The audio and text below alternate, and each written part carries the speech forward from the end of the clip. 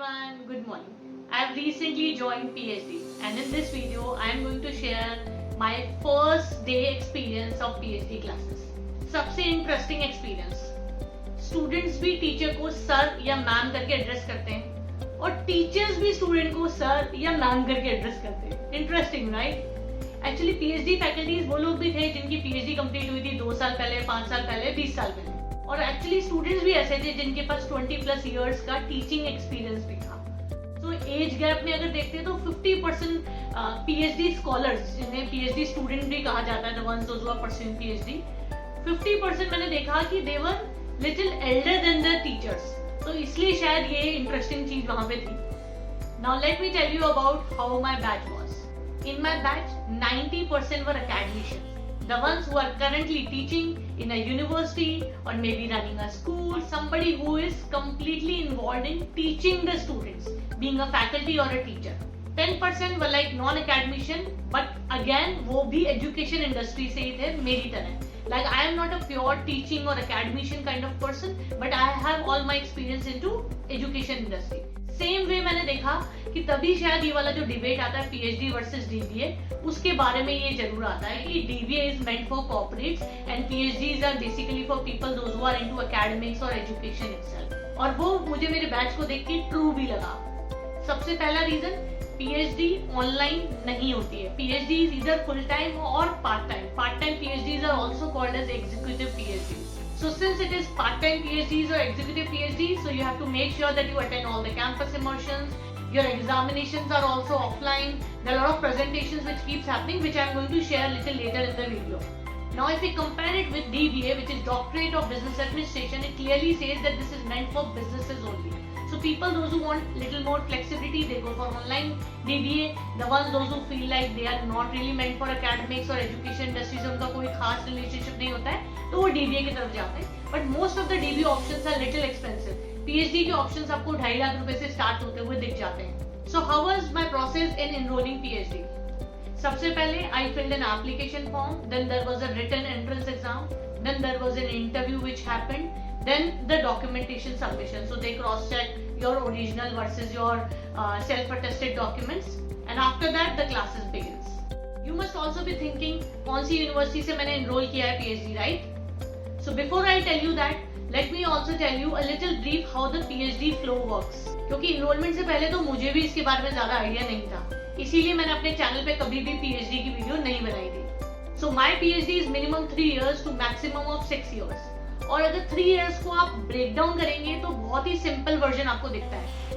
दो पीएचडी को बहुत ज्यादा हवा बनाया हुआ है क्योंकि बहुत ज्यादा लोग क्लियर नहीं है कि सिनॉप्सिस क्या है, थीसिस क्या है, रिसर्च पेपर पब्लिशिंग क्या है, इंटरनेशनल कॉन्फ्रेंस में रिसर्च पेपर को प्रेजेंट करना क्या है, and to many things. But अगर हम इसको बहुत ही सिंप्लीफाइड वर्जन में देखते हैं तो just break down these 3 years into 6 semesters. So first semester पढ़ाई होगी, आपको पढ़ना पड़ेगा बुक से, and you have to give your written exams, जिनमें 3 से 4 एग्जाम होंगे डिपेंडिंग आप कौन सी यूनिवर्सिटी में एनरोल कराओगे. So this is first semester done. Now second semester is about, क्योंकि फर्स्ट सेमेस्टर की पढ़ाई से आपको थोड़ा बहुत आइडिया दिया जाता है that how do you find the research gaps. वो रिसर्च गैप्स क्या है जो आपसे पहले, यानी PhD is about what, doctorate in philosophy, so you do a little deep research about it.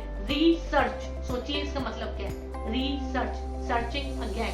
सो आपको सर्चिंग अगेन से पहले ये पता होना चाहिए what has already been searched, so that you can research. तो उसके बारे में आपको पूरे टॉपिक्स दिए जाते हैं, आइडियाज दिए जाते हैं कि कौन कौन से टॉपिक्स पे आप रिसर्च गैप पता कर सकते हैं, ताकि आपको एग्जैक्टली पता चल सके कि ये मेरा टॉपिक होगा. मैंने पीएचडी मैनेजमेंट में चूज किया है, पीएचडी लॉ में भी होती है, टेक में भी होती है, कुछ कंप्यूटर एप्लीकेशंस के स्टूडेंट्स भी थे वहाँ पे. तो second semester is all about finding out your niche, finding out your topic. तो जब आप फाइंड आउट करते हैं सेकंड सेमेस्टर में, तो सेकंड सेमेस्टर के एंड में आप 25 पेजेस की और एक पीपीटी के साथ सिनॉप्सिस प्रेजेंट करते हैं. Why this topic, what kind of research design you are proposing, what kind of questionnaire tools and all that you are going to create to make sure that you reach to the in-depth information of that particular topic. Second semester खत्म हो गया. अब third, fourth, fifth, sixth is all about creating your thesis. It's all about researching on the topics. 2 साल आपको मिलते हैं. Normally thesis 250-300 pages की होती है, तो एक बुक लिखने के जैसी ये आप उसको कंपेयर कर सकते हैं. So that is your last 2 years का वर्क. बट सिर्फ थीसिस से नहीं मिलता है आपको.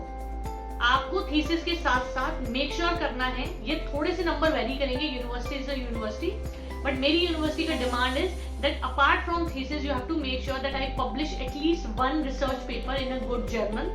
So that is one condition, and apart from this I have to present my 2 different research paper. It can be related to my topic only, but वो बिल्कुल different research paper की तरह होना चाहिए जो मुझे present करना होगा in at least 2 international conferences. उसी तरीके से अगर आपको इसके बारे में और ज्यादा डिटेल जानना है, मेरा टॉपिक क्या है, गाइड कैसे मिलते हैं और अलग अलग तरीके से क्या इन डेप्थ इन्फॉर्मेशन होनी चाहिए, ये प्रोग्राम आपके लिए बना है या नहीं बना है, तो आप कमेंट कर सकते हैं. I will try to make part 2 of this video. Otherwise WhatsApp link is always in the description. अगर आपको कोई भी क्वेश्चन है दैट आपको अभी मास्टर्स के लिए अगर आप देख रहे हैं तो MBA करना चाहते हैं, कहाँ से करना चाहते हैं, PhD करना चाहते हैं, DBA के लिए आप एनरोल करना चाहते हैं since you are from corporate world, so सबके लिए हम आपको गाइड करेंगे. Now about my university, I have enrolled for ICFI University, ICFI. And why ICFI?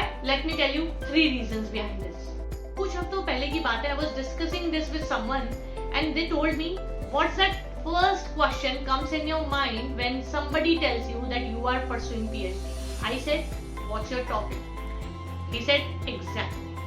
When we talk about PhD, we have hardly heard anybody talking about their university. क्योंकि corporate में तो PhD का as such acceptance या कहो इसकी importance बहुत ज्यादा देखने को नहीं मिलती है. It is basically into education world, जो कि मेरा कोर एरिया नहीं है because I am not a really academician kind of person.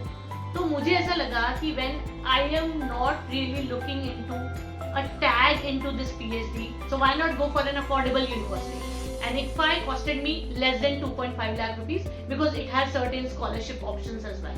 My second biggest reason, in my last 17 years of work experience, मैंने कुछ टाइम के लिए ICFI में भी जॉब किया है. तो मेरे बहुत सारे फ्रेंड्स हैं ICFI में और उनमें से 2-3 लोग तो यहीं से PhD कर रहे हैं. They are my senior, like they are in first year or second year. So you know, you get that confidence, you know that they are there, you can actually call them anytime and ask ये कैसे होगा, what is the thing to do it.